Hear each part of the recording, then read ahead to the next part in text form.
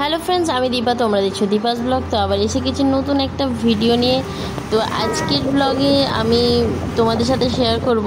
তো আমি অনেকবারই ব্লগে বলেছিলাম যে ইলাম বাজার আমার দিদি জামাইবাবু থাকে, ওখানে আমার জামাইবাবু চাকরি করে।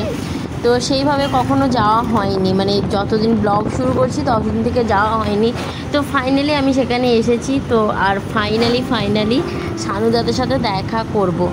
তো সত্যি কথা বলতে অনেক দিন থেকেই ইচ্ছে ছিল যে ওখানে সানুদাদের সাথে দেখা করার, কারণ সত্যি কথা বলতে এত ভালো মানুষদের সাথে দেখা করতে কে না চায়। তো যাই হোক, সেই উদ্দেশ্যেই বেরিয়ে পড়েছি।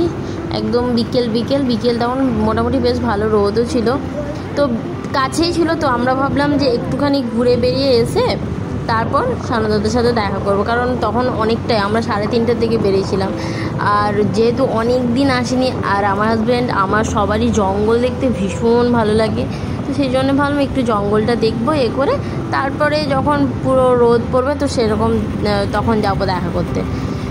তো ফাইনালি এই যে এখন বেরিয়ে পড়েছি, আর পুরো শাল বন আর যে সোনাঝুরি বন আছে তো সেখান দিয়ে যাচ্ছি। আর দেখো, দুদিন আগে যে বৃষ্টি হয়েছে না, বৃষ্টির জন্য কিন্তু কাদাটা বেশ চরম হয়েছে। তাও এই গাছটার ভিতর দিয়ে যেতে কিন্তু বেশ ভালোই লাগছে। জঙ্গলের ভিতর দিয়ে হাঁটার একটা মজাই আলাদা। আর কিছুদিন আগে যে সানুদার ভাইয়ের ভিডিওতে দেখাচ্ছিল যে শালবন জঙ্গল পুরো পুড়িয়ে দিচ্ছে, সেটাও আমরা দেখলাম। সত্যি এত খারাপ লাগছিল যে ওই জঙ্গলগুলো পুড়িয়ে দিতে। আর সত্যি কথা বলতে কিছুদিন বৃষ্টি শুরু হয়েছে, তার আগে তো বৃষ্টি হচ্ছিল না, পুরো জঙ্গল শুকিয়েছিল। তার মধ্যে এই যে আগুন, একটা আগুনের ফুলকি পেরে পুরো জঙ্গল জ্বলে যাবে, তো সেরকমই হয়েছে। আমি শুধাচ্ছিলাম, আমার জামাইবাবু যেহেতু ফরেস্ট ডিপার্টমেন্টে চাকরি করে, তো আমি জিজ্ঞেস করছিলাম যে কী করে এগুলো হলো। বলছে এগুলো দেখো এরকম কখনো এমনিও ধরে যায়, কখনো মানুষ মানে ধরিয়েও দেয়। আর সত্যি এত বিশাল জঙ্গল, একের পর এক জঙ্গল, ওইগুলো তো নেভানো সবসময় সম্ভব হয় না। তাও বন দপ্তরের সমস্ত লোকজনেরা প্রচুর চেষ্টা করে। তো এই যে জঙ্গলে আগুনটা দেখলাম, এটা মনে হচ্ছিল না যে নেভাতে পেরেছে, কারণ পুরো পরের পর পুরো জঙ্গল পোড়া। তো যাই হোক, আমরা বেরিয়েছি, এখন একটু আশপাশে ঘুরবো।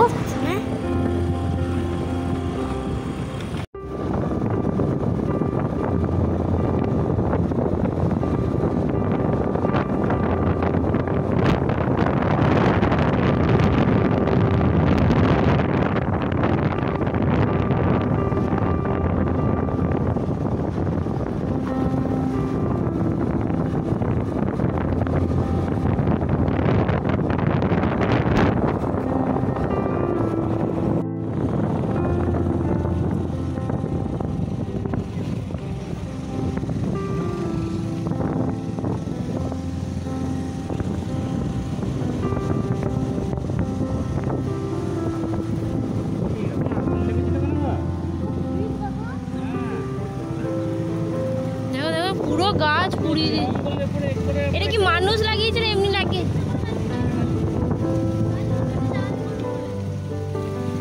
ধরতে পারলে কেমন বাঁশ দেবে।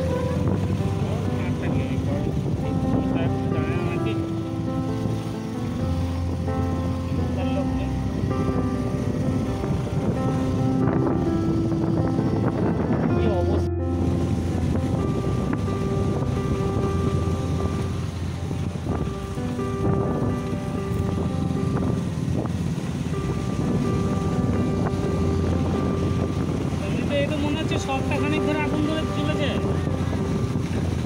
তাই এই জল নাই কেউ নেবার